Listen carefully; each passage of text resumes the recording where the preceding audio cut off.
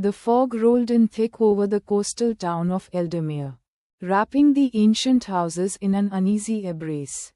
Broken streetlights flickered ominously as shadows danced at the edges of sight. Margot, a newcomer seeking solace from her troubled past, found herself drawn to the dilapidated Victorian mansion at the end of Oak Lane. It stood like a sentinel, its peeling paint and shuddering windows whispering secrets of grief and despair. Despite the warnings from townsfolk, Margot felt a pull as strong as the tide, urging her to explore its haunting presence. As she stepped inside, the door creaked open like a screaming wound, revealing a grand foyer cloaked in dust. Cobwebs draped the chandeliers, glistening in the moonlight that streamed through cracked glass. The chill wrapped around her like icy fingers, raising goosebumps on her skin. She wandered through the dreary rooms, each filled with a staleness that buried itself in her lungs. It was in one of these rooms that she discovered a faded family portrait. A woman with hollow eyes and a sinister smile, flanked by two children who seemed to watch her with an unsettling intensity. Days turned into weeks as Margot settled into the mansion, trying to restore its former glory.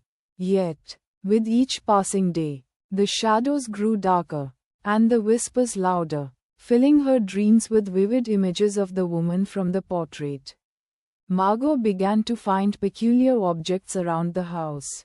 A rusted locket, a child's shoe, and a singed letter bearing the name, Evelyn. Each item sent chills racing down her spine, as though they were breadcrumbs leading her deeper into a dark labyrinth of the house's history. One stormy night, drawn to the attic by an inexplicable force, Margot found herself surrounded by tattered books and unforeseen memories. The wind howled through the eaves. But there, within the pages of a diary, lay the truth. Evelyn had been a mother, desperate to keep her children safe from an unseen terror that lurked in the town.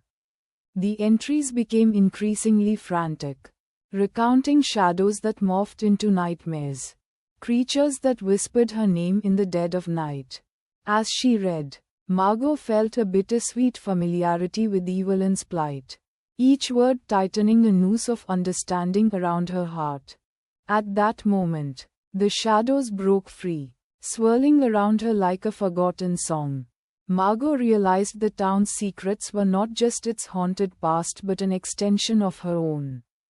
In her isolation, she had become equal parts victim and villain, trapped in the mansion's web of despair. The ghostly figures of Evelyn and her children appeared before her, not to haunt but to welcome her into their eternal anguish.